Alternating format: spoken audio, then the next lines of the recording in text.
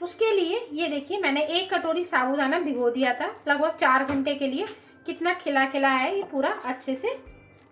अब हम क्या करेंगे, और आज मैं बना रही हूँ व्रत वाली रेसिपी। आप वैसे नॉर्मल इसको वैसे भी खा सकते हैं, पर अभी नवरात्रि शुरू हो गई है तो आज हम बनाते हैं नवरात्रि स्पेशल साबूदाना बड़ा। उसके लिए साबूदाना ले लिया है। अब मैं ले लेती हूँ 2 इतने बड़े बड़े साइज के आलू उबले हुए, उबाल के मैंने इन्हें छील लिया और ठंडा कर लिया। अब एक ग्रेटर से मैं इन्हें ग्रेट कर लेती हूँ, इसी में कर लेंगे हम डायरेक्ट। तो इस तरह से मैं ये दोनों आलू इसमें ग्रेट कर लेती हूँ, फिर आपको दिखाती हूँ। अब ये मैंने दोनों आलू भी ग्रेट कर लिया है। अब इसी समय मैं इसमें डाल देती हूँ 2 हरी मिर्च, मैंने ये बारीक कट कर लिया, इन्हें डाल देती हूँ। थोड़ा सा हरा धनिया। अब हम इसमें डाल देंगे टेस्ट के हिसाब से सेंधा नमक, क्योंकि व्रत का हम बना रहे हैं तो इसलिए सेंधा नमक यूज करेंगे। अगर वैसे आप बना रहे हैं तो नॉर्मल नमक भी यूज कर सकते हैं। आधा चम्मच काली मिर्च पाउडर और 1 कटोरी मैंने ये मूंगफली ली है, इनको रोस्ट कर लिया है और मैं इसको दरदरा पीस लेती हूँ पहले। अब मैंने मूंगफली इस तरह से बारीक कर ली है, थोड़ा सा इन्हें मोटा मोटा पीस लिया है, ज़्यादा बारीक नहीं करना है। ये भी हम इसमें डाल देते हैं पूरा। साथ में मैं डाल देती हूँ इसमें 2 चम्मच के करीब सिंगाड़ी का आटा, इसकी जगह आप कुटू का भी ले सकते हैं। और अब हम इन सब चीज़ों को अच्छे से मिक्स कर लेते हैं हाथ की मदद से इस तरह से।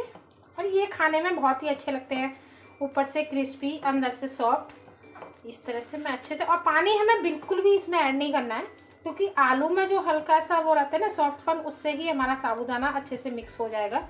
तो मैं अच्छे से मिक्स कर लेती हूँ, फिर आपको दिखाती हूँ।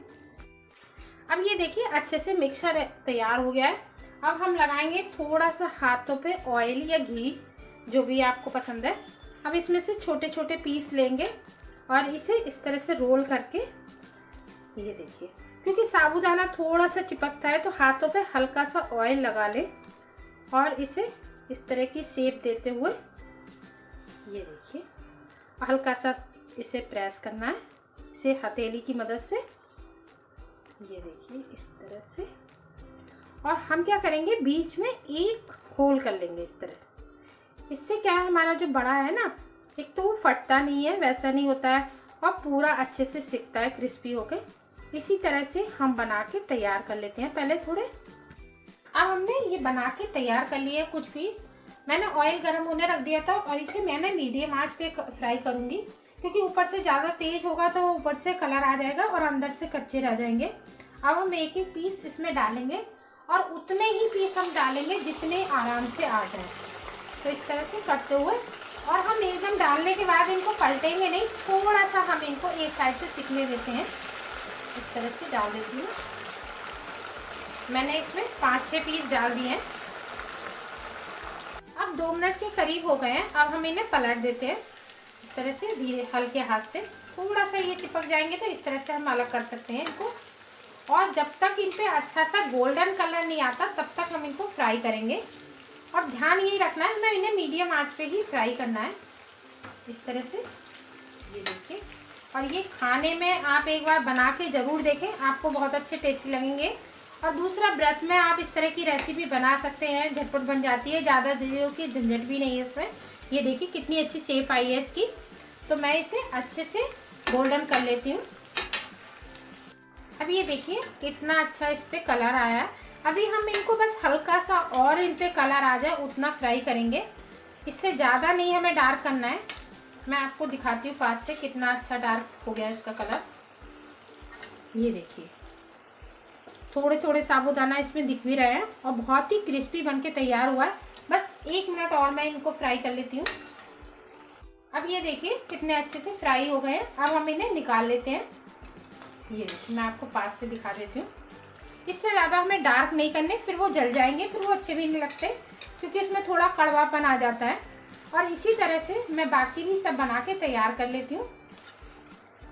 अब हम इसके साथ बना लेते हैं व्रत वाली धनिए की चटनी। तो उसके लिए मैंने लिया है ये 1 मुट्ठी के करीब हरा धनिया। इसे अच्छे से साफ करके धो लिया है 4-5 बार। इसे डाल देती हूँ। साथ में मैंने थोड़ी हरी मिर्ची ली है, ये बिल्कुल तीखी नहीं है तो इसलिए 4-5 से ज़्यादा है ये ले ली। तीखा आप अपने हिसाब से कम ज़्यादा कर सकते हैं। अब मैंने थोड़ा लिया है, छोटा सा आम था कच्चा और इसे भी मैंने छील दिया। आजकल आम आना शुरू हो गया है तो इसे डाल देते हैं। अगर आपके पास बाई चांस आम नहीं है तो आप उसकी जगह नींबू भी यूज कर सकते हैं। अब हम इसमें डाल देंगे 1/4 चम्मच काली मिर्च पाउडर और टेस्ट के हिसाब से सेंधा नमक और थोड़ा पानी डाल के इसकी हम चटनी बना के तैयार कर लेते हैं। और ये व्रत में बहुत अच्छी लगती है। आप इसे बना के स्टोर भी कर सकते हैं, 2-3 दिन आराम से खा सकते हैं। अब मैं इसे पीस लेती हूँ। अब ये देखिए इस तरह की हमारी चटनी बनके तैयार हो गई है और बहुत ही टेस्टी और व्रत में बनने वाली चटनी है ये। अब हम सर्व कर लेते हैं। हमारे साबूदाना बड़े बनके तैयार हैं, एक बार जरूर ट्राई करें। आज है दुर्गा माँ का चौथा दिन और आज हम बनाने जा रहे हैं साबूदाना। आज है दुर्गा माँ का चौथा दिन और आज हम बनाने जा रहे हैं कुछ चटपटा मसालेदार साबूदाना खिचड़ी। तो उसके लिए मैंने एक बर्तन ले लिया, उसमें एक छलनी रख ली है और इसमें मैं डाल देती हूँ 1 कटोरी ये साबूदाना। ये इस तरह का मार्केट में मिलता है, इससे मोटा भी आता है पर ये मेरे पास मीडियम वाला है। और अब हम क्या करेंगे, इसको 2 से 3 बार अच्छे से धो लेते हैं क्योंकि इसमें एक सफ़ेद सा जो पाउडर सा रहता है ना, वो नहीं अच्छा लगता। तो इसलिए 2-3 बार इस तरह से हाथ की मदद से धो लेते हैं। इसे एक बर्तन में डाल दिया है। अब हम इसमें डालेंगे जितना हमारा साबूदाना है ना, बस वो उतना अच्छे से भीग जाए, बस इतना पानी। अब इसे ढक के रख देते हैं 2 से 3 घंटे, जिससे साबूदाना अच्छे से भीग जाए। ये देखिए मैं आपको दिखाती हूँ कितना खिला खिला हमारा साबूदाना भीग के तैयार हुआ है। अगर आप इस नाप से भिगोएंगे ना तो आपका साबूदाना बिल्कुल परफेक्ट इस तरह से भीगेगा। और आपको लग रहा होगा कहीं ये ऐसा तो नहीं कम भीगा हुआ है, मैं आपको तोड़ के दिखाती हूँ। ये देखिए बिल्कुल कितने अच्छे से भीगा है और दाना दाना खिला हुआ भी है। तो आप कभी भी साबूदाना भिगोएं तो इसी तरह से नाप से पानी डालें, बिल्कुल खिला खिला साबूदाना आपका तैयार होगा। अब चलिए शुरू करते हैं बनाना। ले लेते हैं एक कढ़ाई और इसमें मैं डाल देती हूँ 2 चम्मच देसी घी। इसमें हम डाल देंगे आधा कटोरी मूंगफली के दाने और इन्हें हमें थोड़ा रोस्ट करना है। और इसकी फ्लेम ना हम लो रखेंगे, ज़्यादा तेज पे हम करते हैं तो वो थोड़ा सा उसमें महक सी आने लगती है, जलने जैसी। तो लो फ्लेम पे हम इनको अच्छे से फ्राई कर लेते हैं। हमारी मूंगफली अच्छे से रोस्ट हो गई है, अब हम इन्हें निकाल लेते हैं। अब हम इसमें डाल देते हैं 1 चम्मच जीरा, 2 हरी मिर्च बारीक कटी हुई और आधा इंच अदरक का टुकड़ा मैंने कद्दूकस कर लिया, इसे डाल देती हूँ। हम इन्हें भून लेते हैं, थोड़ा सा फ्राई कर लेंगे। और साथ में इसी समय मैं डाल दूंगी इसमें बारीक कटे हुए 2 मीडियम साइज के आलू। इन्हें भी हम इनके साथ ही अच्छे से भून लेते हैं जब तक इन पे कलर नहीं आ जाता है गोल्डन सा। और इसमें क्या हमारे आलू पक भी जाएंगे और देखने में भी अच्छे लगेंगे और उसका टेस्ट भी बढ़ जाएगा। तो इसी तरह से हम इन्हें थोड़ा सा फ्राई कर लेते हैं आलूओं को। अब ये देखिए हमारे आलू गल गए हैं अच्छे से और अब हम इसमें और चीज़ें ऐड कर देते हैं। अब मैं इसमें डाल देती हूँ 1 बड़ा साइज का टमाटर बारीक कटा हुआ, टेस्ट के हिसाब से सेंधा नमक, काली मिर्च पाउडर।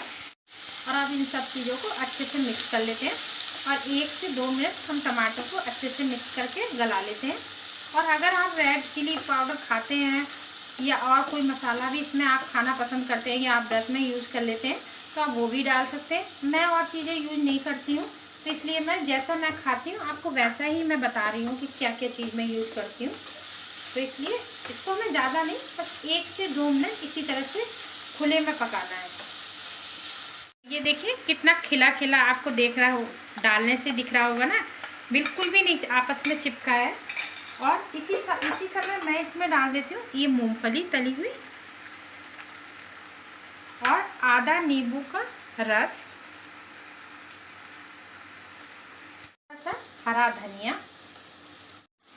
अब इन सब चीज़ों को हल्के हाथ से मिक्स कर लेते हैं और इसकी फ्लेम जो है हम लो ही रखेंगे। और देखिए बिल्कुल खिला खिला आपको साबूदाना बनके तैयार होगा। ये खिचड़ी आप इस तरह से बनाएंगे ना तो आपकी खिचड़ी चिपकेगी भी नहीं और टेस्ट में बहुत अच्छी है। तो आप एक बार ना इस तरह से ज़रूर ट्राई करके देखें। ये देखिए कितना आपको देखने से मन कर रहा होगा ना एकदम से खाने का, कि एकदम मिल जाए हमें।